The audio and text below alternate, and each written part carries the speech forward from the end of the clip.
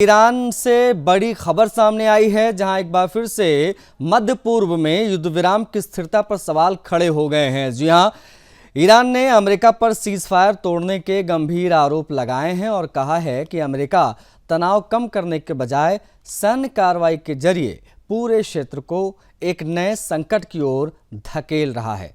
हालांकि बात करें तो ये विवाद केवल एक बयान तक सीमित नहीं है, बल्कि इसके पीछे बीते 24 घंटों की कुछ मूवमेंट्स है, इसके बारे में समझना बहुत ज़रूरी हो जाता है। कई बड़ी घटनाएं पिछले 24 घंटे में घटित हुई हैं। खाड़ी क्षेत्र से लेकर लेबनान और इजराइल तक सुरक्षा चिंता बढ़ गई है। बता आपको ये दें कि ईरान के विदेश मंत्रालय ने सोशल मीडिया प्लेटफॉर्म एक्स पर बयान जारी किया और कहा है कि अमेरिका ने सीरिक क्षेत्र और क्वेशम द्वीप पर स्थित ईरानी तटीय रडार और निगरानी केंद्रों को निशाना बनाया है। तेहरान का कहना है कि यह हमला सीधे तौर पर युद्ध विराम समझौते का उल्लंघन है। ईरान ने चेतावनी देते हुए कहा है कि इन हमलों के बाद क्षेत्र में जो भी हालात अब यहाँ से पैदा होंगे उसकी पूरी जिम्मेदारी अमेरिका की होगी। हालांकि बात करें तो अमेरिका का पक्ष इससे बिल्कुल अलग है। अमेरिकी सेंट्रल कमांड यानी सेंटकॉम ने दावा किया है कि उसकी सेना ने हॉर्मुज की ओर बढ़ रहे ईरान के हमलावर ड्रोन को मार गिराया। अमेरिका का कहना है कि ये ड्रोन अंतर्राष्ट्रीय समुद्री यातायात और व्यापारिक जहाज़ों के लिए खतरा बन रहे थे। अमेरिकी सेना ने यह भी दावा किया है कि उसने केशम द्वीप के कुछ रडार साइट्स पर कार्रवाई की ताकि क्षेत्रीय सुरक्षा सुनिश्चित हो। बता आपको ये दें कि इस घटनाक्रम के बाद में तनाव बढ़ गया। रिपोर्ट के मुताबिक अमेरिका की कार्रवाई के जवाब में ईरान की ओर से कुवैत और बहरीन की दिशा में 7 बैलिस्टिक मिसाइलें दाग दी गईं। हालांकि इन मिसाइलों को इंटरसेप्ट करने का दावा भी किया गया, लेकिन इससे पहले इस संकेत साफ मिल चुके हैं कि दोनों देशों के बीच में टकराव का खतरा अभी भी पूरी तरीके से टला नहीं है। वहीं दूसरी तरफ लेबनान का मोर्चा भी लगातार गर्म बना हुआ है। इजराइल और लेबनान के बीच में संघर्ष में जो हुआ है उसमें मौतों का आंकड़ा बढ़कर 3,593 के आसपास पहुंच गया है। पिछले 24 घंटों में 35 लोगों की मौत हुई, 120 लोग घायल हुए हैं। दक्षिण लेबनान में इजरायली हमले और तेज हुए हैं, जहां एक लेबनानी ब्रिगेडियर जनरल समेत 10 लोगों के मारे जाने की खबर है।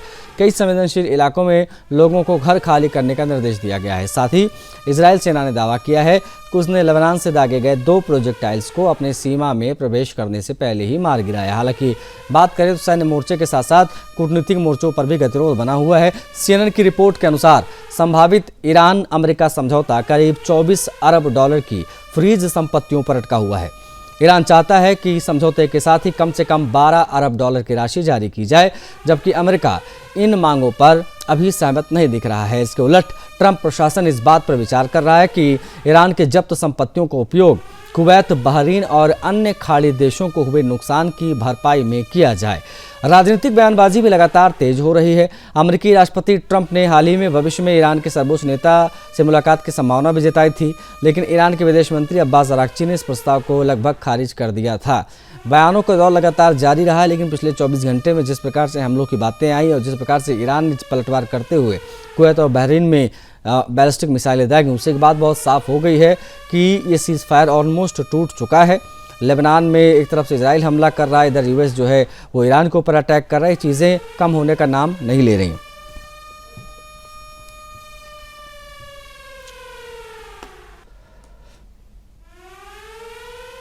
बढ़ेंगे आगे। अमेरिका के ओहियो राज्य के टोलेडो शहर से एक बड़ी खबर आई है, जहां एक लोकप्रिय स्ट्रीट फेस्टिवल के दौरान अचानक से फायरिंग हुई और अफरा तफरी का माहौल हो गया। इस घटना में कई लोग घायल हुए। इलाज के लिए उनको आसपास के अस्पतालों में एडमिट कराया गया। अधिकारियों ने अभी तक घायलों की सटीक संख्या नहीं बताई है। उनकी स्थिति के बारे में आधिकारिक जानकारियां नहीं आई हैं। बता आपको ये घटना शनिवार शाम करीब 5:30 बजे के आसपास हुई, जब टोलेडो शहर में आयोजित ओल्ड वेस्ट एंड फेस्टिवल में बड़ी संख्या में लोग मौजूद थे। इस दौरान फेस्टिवल के पास गोलीबारी की सूचना मिली। पुलिस और आपातकालीन सेवाओं को तुरंत बुलाया गया। मौके पर पहुंची पुलिस ने घटनास्थल से कई घायलों को तत्काल हॉस्पिटलाइज कराया। इलाके को घेरा गया, जांच शुरू हुई। हालांकि बात करें तो फायरिंग के पीछे की वजह अभी साफ नहीं हुई है। पुलिस ने संदिग्ध हमलावरों के बारे में कई जानकारियां जुटाई हैं। घटना के बाद पूरे इलाके में दहशत का माहौल बन गया और लोगों को सुरक्षित स्थानों पर पहुंचाया गया। वहीं सोशल मीडिया पर सामने आए एक वीडियो में लगातार गोलियों की आवाज़ सुनाई दे रही है। वीडियो में लोग जान बचाने के लिए इधर उधर भागते और चीखते दिखाई दे रहे हैं। प्रत्यक्षदर्शी केविन बेरी ने बताया है कि वो अपने दोस्तों के साथ पास के आर्बिट्रम में लाइव म्यूजिक कार्यक्रम का आनंद ले रहे थे, तभी अचानक कई राउंड फायरिंग की आवाज़ सुनाई दी। उन्होंने बताया कि कई लोग जमीन पर लेट गए, जबकि कुछ लोग वहां से भागने लगे। केविन बेरी के अनुसार उन्होंने कम से कम 5 लोगों को गोली लगने के बाद घायल अवस्था में देखा भी था। उन्होंने ये भी दावा किया कि घटनास्थल पर एक हथियार भी पकड़ा गया, जिसे किसी ने वहां पर फेंका था, ऐसा लग रहा है। फिलहाल पुलिस मामले की जांच कर रही है, संदिग्धों की तलाश जारी है। घटना के बाद इलाके में सुरक्षा और ज्यादा बढ़ा दी गई है।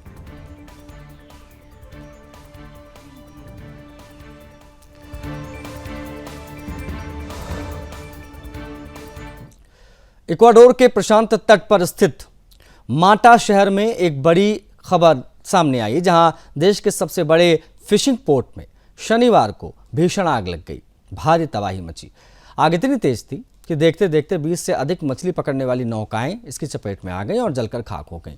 हादसे में अब तक 2 लोगों के घायल होने की पुष्टि है, जबकि नुकसान का आंकड़ा लगातार बढ़ता दिखाई दे रहा है। आपको बता दें कि आग सबसे पहले पोर्ट पर खड़ी एक फिशिंग बोट में लगी थी। हालांकि आग लगने के कारण अभी तक स्पष्ट नहीं हो पाए हैं, लेकिन शुरुआती जानकारी के मुताबिक एक नाव में लगी आग ने कुछ ही मिनटों में आसपास खड़ी अन्य नौकाओं को भी अपनी चपेट में ले लिया। पोर्ट पर बड़ी संख्या में नावें एक दूसरे के बेहद करीब खड़ी थीं, जिसके कारण आग के फैलने में ज़्यादा समय नहीं लगा। इस हादसे के वीडियो सोशल मीडिया पर तेजी से वायरल हो रहे हैं। सामने आए वीडियो में कई नौकाएं आग की ऊंची लपटों में घिरी दिखाई दी। पोर्ट के ऊपर काले धुएं का विशाल गुबार उठता नजर आया, जिसे कई किलोमीटर दूर से भी देखा जा सकता था। आग के दौरान लगातार धमाकों की आवाज भी सुनाई दी। स्थानीय लोगों का दावा है कि हादसे के दौरान कम से कम 8 बड़े धमाके हुए, जिससे इलाके में दहशत का माहौल बन गया। आग की सूचना मिलते ही इमरजेंसी सर्विसेज, दमकल विभाग, राहत बचाव टीमें मौके पर पहुंची। फायर ब्रिगेड के जवानों ने कई घंटों तक लगातार अभियान चलाया, आग पर काबू पाने की कोशिश की।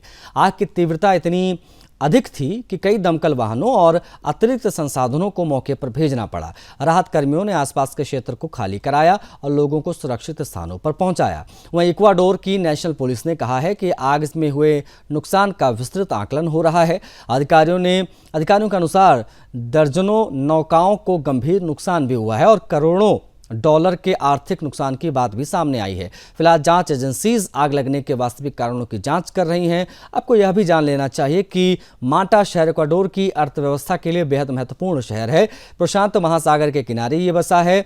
आपको ये दें कि मछली पालन के लिए ये बहुत बड़ा उद्योग केंद्र है। विशेष रूप से टूना मछली के बड़े कारोबार के कारण माटा को दुनिया की tuna capital of the world भी माना जाता है। ऐसे में इस पोर्ट पर लगी आग का असर स्थानीय मछली उद्योग और व्यापारिक गतिविधियों पर भी पड़ सकता है। फिलहाल आग पर काबू पा लिया गया है, लेकिन नुकसान का सही आकलन और हादसे के कारणों का खुलासा जांच पूरी होने के बाद ही हो पाएगा। माटा पोर्ट पर हुई इस घटना ने एक बार फिर से समुद्री बंदरगाहों पर सुरक्षा व्यवस्थाओं को लेकर कई सवाल खड़े कर दिए हैं।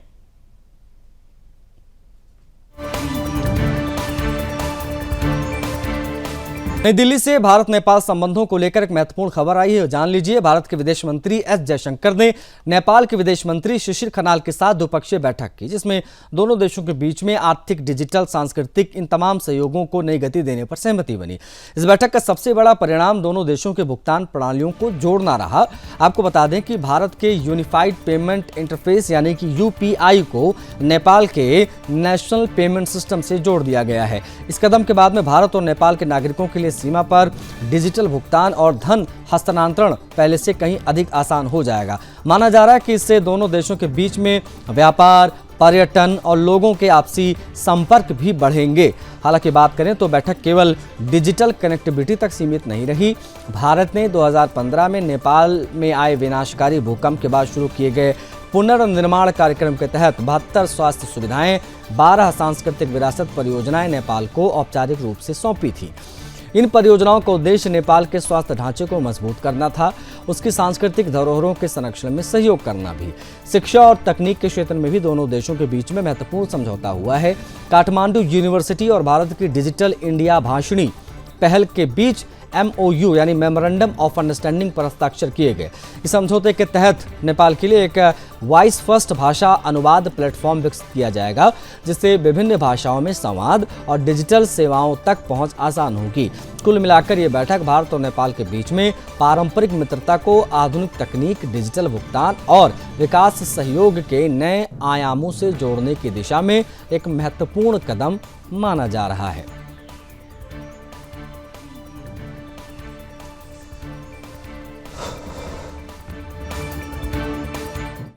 ब्रिटेन से एक दिलचस्प लेकिन विवादों से घिरा हुआ फैसला सामने आया है। बैंक ऑफ इंग्लैंड भविष्य में जारी होने वाली नई बैंक नोट सीरीज में ऐतिहासिक हस्तियों की तस्वीरों की जगह वन्य जीवों की तस्वीरें शामिल करने पर विचार कर रहा है। इस प्रस्ताव में ब्रिटेन ने राजनीतिक और सामाजिक बहस को तेज किया है। आपको बता दें कि वर्तमान में ब्रिटिश बैंक नोटों पर पूर्व प्रधानमंत्री विंस्टन चर्चिल, गणितज्ञ एलन ट्यूरिंग और प्रसिद्ध लेखिका जेन ऑस्टन जैसे ऐतिहासिक हस्तियों की तस्वीरें छपी हुई थीं। लेकिन एक नई स्टडी में इन चेहरों को आधुनिक ब्रिटेन की विविधता का पर्याप्त प्रतिनिधित्व नहीं करने वाला बताया गया। रिपोर्ट के मुताबिक बैंक ऑफ इंग्लैंड ने मार्केट रिसर्च फर्म सवांता से बैंक नोट डिजाइनों को लेकर अध्ययन कराया था, जिसमें कुछ प्रतिभागियों ने इन ऐतिहासिक हस्तियों को एलिटिस्ट, इंपीरियलिस्ट और संभावित रूप से विभाजनकारी बताया। बैंक ऑफ इंग्लैंड ने मार्च में ही संकेत दे दिए थे कि भविष्य की बैंक नोट सीरीज में प्रकृति और वन्य जीवों को प्रमुखता दी जा सकती है। जन परामर्श में भी प्रकृति आधारित डिजाइनों को सबसे ज्यादा समर्थन मिला था। नए नोटों के लिए रेड फॉक्स, बाटलानोज, डॉल्फिन और कॉमन फ्रॉग जैसे वन्यजीवों के चित्रों पर विचार किया जा रहा है। रिपोर्ट में यह भी दावा किया गया है कुछ ऐतिहासिक इमारतों और स्मारकों को भी विवादास्पद माना गया है। जॉर्जियन और विक्टोरियन काल की कुछ इमारतों को उपनिवेशवाद और गुलामी से जुड़ी विरासत के कारण संवेदनशील श्रेणी में रखा गया है। बैंक ऑफ इंग्लैंड पिछले 50 वर्षों से अधिक समय से बैंक नोट पर ऐतिहासिक हस्तियों की तस्वीरें छापता रहा है, लेकिन अब नई सीरीज के डिजाइन चयन में आम जनता की भागीदारी भी सुनिश्चित की जाएगी, ऐसी खबरें आ रही हैं।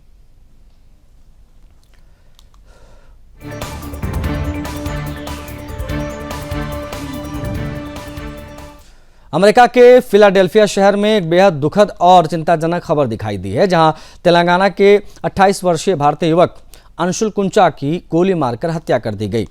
इस घटना ने न केवल अमेरिका में रहने वाले भारतीय समुदाय को झकझोरा है, बल्कि भारत में उनके परिवार और पूरे इलाके में पूरे सदमा सा हो गया है।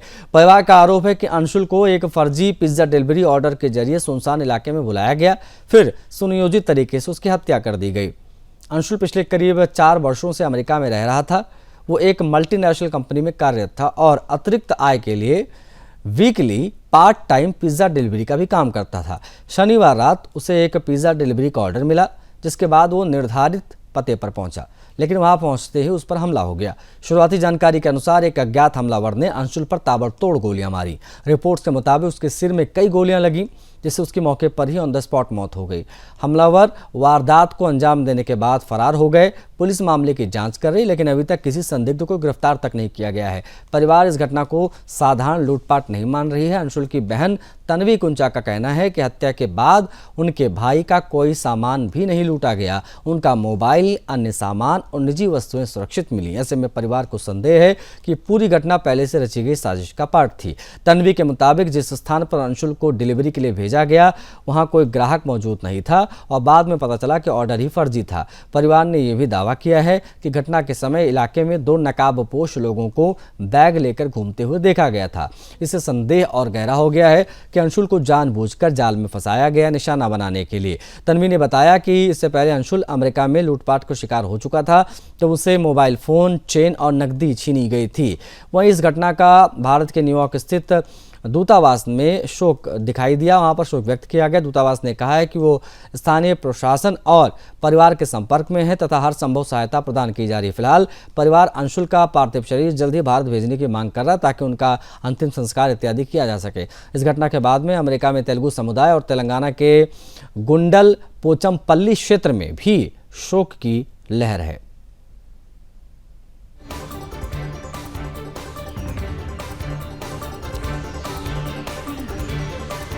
अंतरिक्ष से एक महत्वपूर्ण खबर सामने आई है। अंतर्राष्ट्रीय अंतरिक्ष स्टेशन यानी आईएसएस के रूसी जवेज़दा सर्विस मॉड्यूल में एयर लीकेज का पता चला है। इसके बाद कुछ समय के लिए सतर्कता बढ़ा दी गई। स्थिति को देखते हुए नासा ने एहतियातन अपने अंतरिक्ष यात्रियों को स्पेसएक्स के ड्रैगन कैप्सूल में शिफ्ट किया। हालांकि बाद में एक लीकेज पॉइंट की मरम्मत करा दी गई और हालात सामान्य पाए जाने पर चालक दल को नियमित कामकाज पर लौटने की अनुमति दी गई। बता आपको दें कि रूसी अंतरिक्ष एजेंसी द्वारा की गई नियमित प्रेशर जांच के दौरान जवेज़दा मॉड्यूल के ट्रांसफर चैम्बर में एयर लीकेज की 2 संभावित स्थानों की पहचान हुई।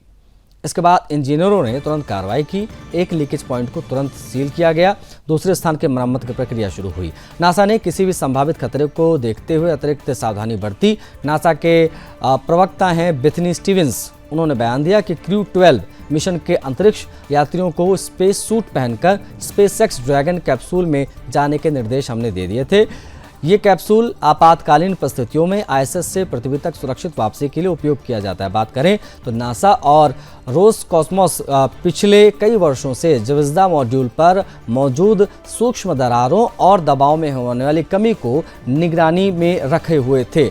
दोनों एजेंसीज इस समस्या के कारणों का पता लगाने में दीर्घकालिक समाधान खोजने के लिए मिलकर काम कर रही हैं। फिलहाल मरम्मत के बाद स्टेशन पर सभी सिस्टम सामान्य बताए जा रहे हैं। साल 1998 में शुरू हुआ आईएसएस अमेरिका, रूस, यूरोप, जापान और कनाडा की अंतरिक्ष एजेंसियों का एक संयुक्त प्रोजेक्ट है। वर्तमान में स्टेशन पर 7 सदस्यीय दल मौजूद है और सभी अंतरिक्ष यात्री सुरक्षित भी हैं।